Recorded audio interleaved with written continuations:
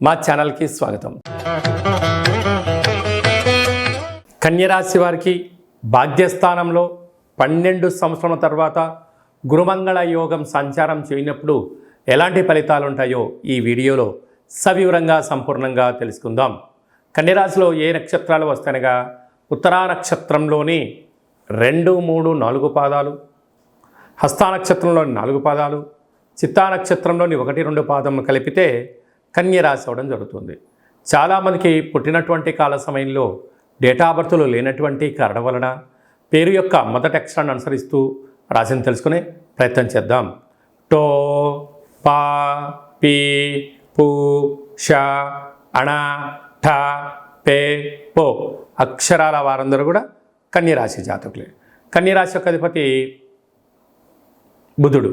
వీరికి రాశిలోని కేతు సంచార స్థితి ఉన్నప్పుడు ఓపిక, పట్టుదల, ముందు చూపు, సహనం, నైపుణ్యత కలిగినటువంటి వ్యక్తులకు ఇది చాలా మంచి కాలము అని చెప్పి గమనించాలి.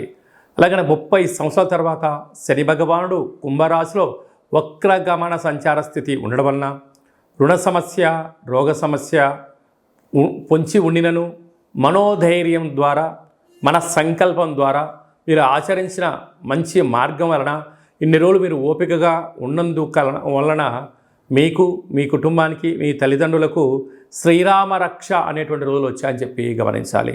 అలాగనే 7వ స్థానంలో రాహు సంచార స్థితి ఉండడం వలన ప్రేమికుల మధ్య, భార్యాభర్తల మధ్య, ఆచార వ్యవహారాల మధ్య, చర్చించే మధ్య కొందరు మిమ్మల్ని డిస్టర్బ్ చేయడానికి సిద్ధంగా ఉన్నారు.